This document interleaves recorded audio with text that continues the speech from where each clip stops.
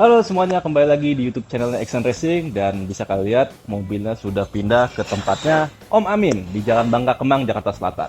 Nah, kenapa gue bawa ke sini? Karena ada beberapa custom parts yang harus dilakukan, yaitu kayak fabrikasi intake, exhaust manifold, turbo, dan lain-lainnya. Oke, jadi karena gue nggak bisa ngerjain semuanya sendiri, gue harus minta bantuan sama timnya Om Amin, Art Auto Teknik. Kita pertama akan melakukan modifikasi pada intake. Jadi intake-nya B48 itu ada plastik dan juga intercoolernya di dalam. Dia pakai air untuk mendinginkan udaranya. Untuk balapan itu kurang efisien, tapi untuk sehari-hari itu sangat mencukupi. Dan juga mesin B48 ini kan direct injection.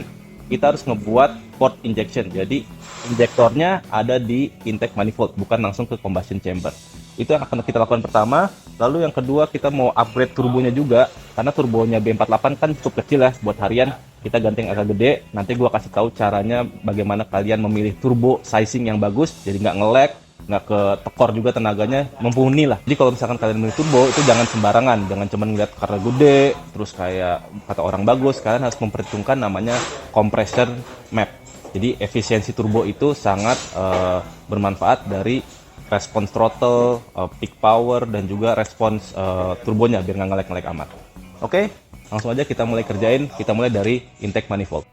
Jadi ini yang tadi gue bilang, intercoolernya itu berada di dalam intake plastiknya. Berbeda dengan mobil umumnya yang intercoolernya biasanya berada di depan mobil atau di atas mesin.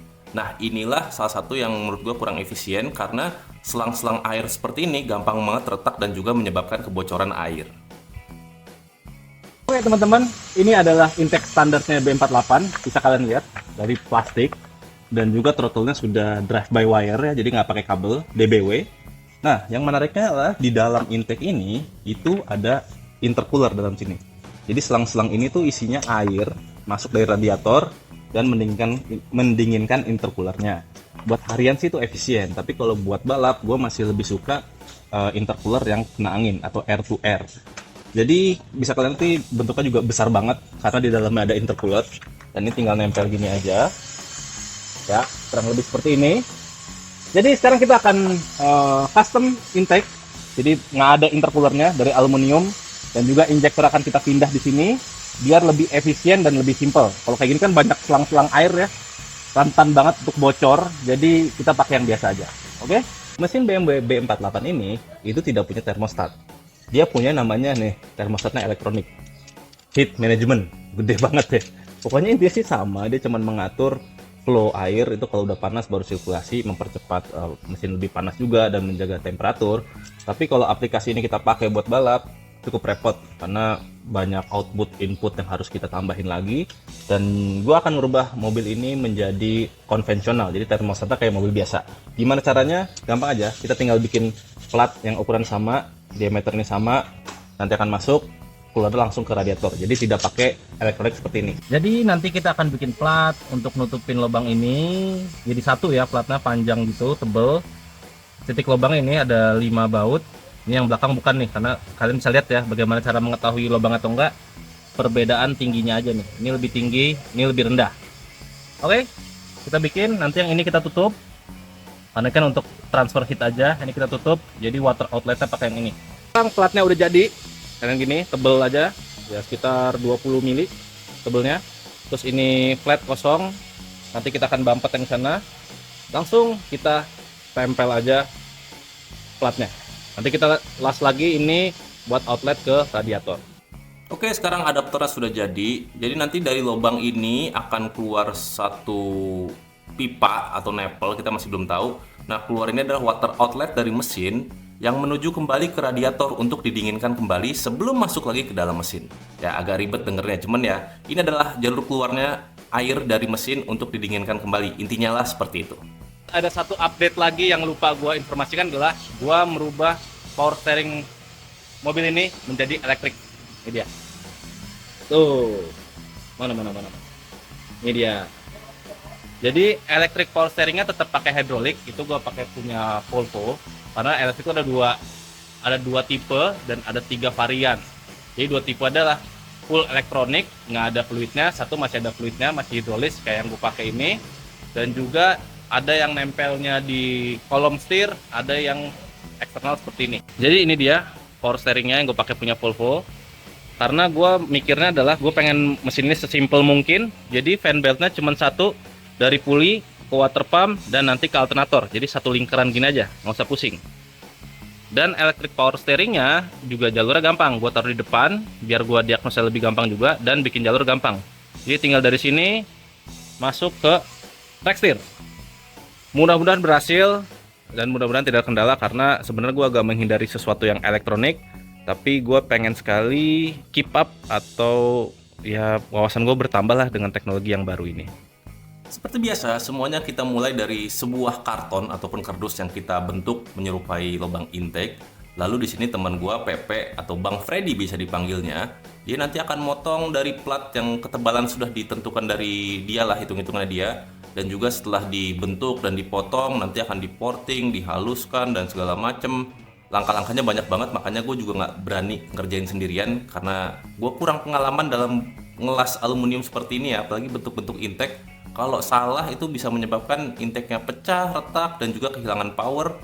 So, gue serahkan hal-hal seperti ini ke yang ahlinya di Art Auto Teknik, timnya Om Amin, tim Ponjai, dan juga Bang Pepe, Bang Freddy. Nah, butuh ketelitian yang tinggi.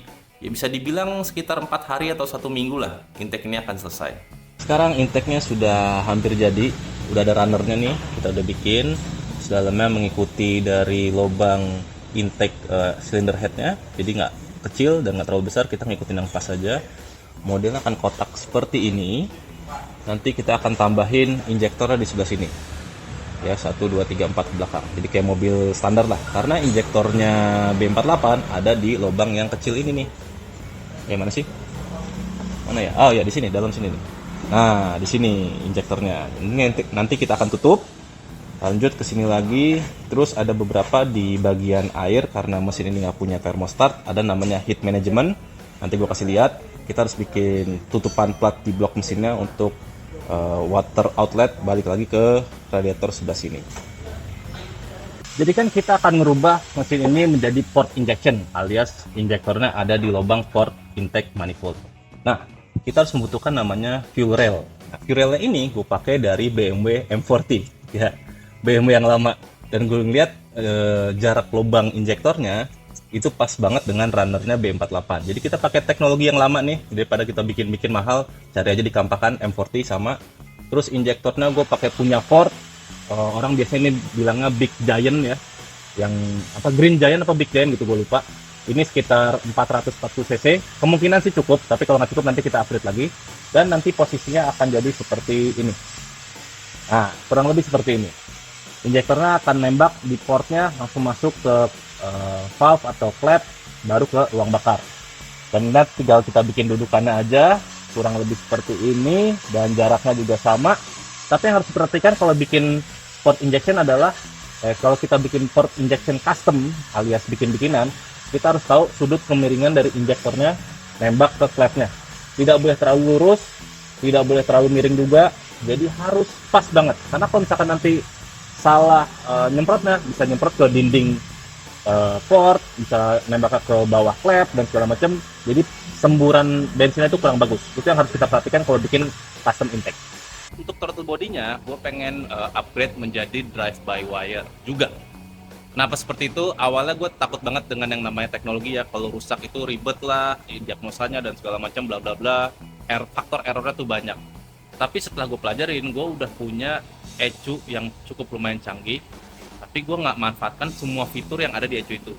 Dan menurut gue sendiri merasa kayak rugi sih, gue udah beli mahal-mahal, kok nggak gue ekspor sampai 100% lebih, bisa gitu kan.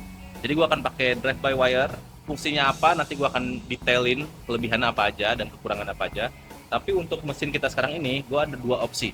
Antara gue pakai punyanya BMW M54, itu drive by wire juga, atau pakai punyanya Fortuner VRZ. Nah, gue lagi ngitung mana diameter yang paling besar, karena keduanya murah dan carinya cukup gampang di Indonesia. Sedangkan kalau pakai yang drive by wire-nya Bosch Motorsport dan segala macem, itu kan harus pesan dari luar dan harganya itu di atas 4 juta atau 3 juta gitu, itu mahal banget ya. Nah, gue tetap kita bikin mesin yang canggih, tapi harus ada spare part yang di dalam negerinya. Oke?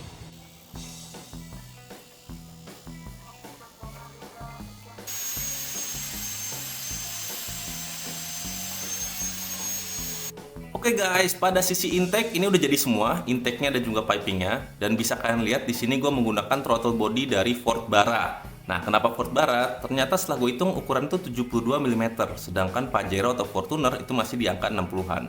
Nah, kenapa sih gue nggak pakai throttle body yang gede sekaligus? Karena setelah gue ngerasain ya, kalau terlalu gede pas digas itu ngempos atau nge-lag ya. Jadi gue pikir pakai yang kecil, tapi nggak mau terlalu kecil juga, karena kalau terlalu kecil menyebabkan powernya nggak keluar. Nah, menurut gua ukuran yang pas itu masih di angka 72 mm. Jadi responnya dapat dan peak powernya juga masih dapat. Oke guys, sampai di sini dulu episode kita.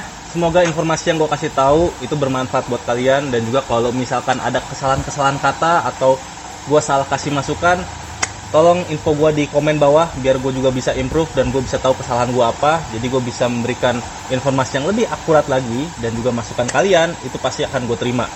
Karena gue juga pengen menjadi manusia yang lebih baik. Ya, gue nggak selalu benar juga anyway.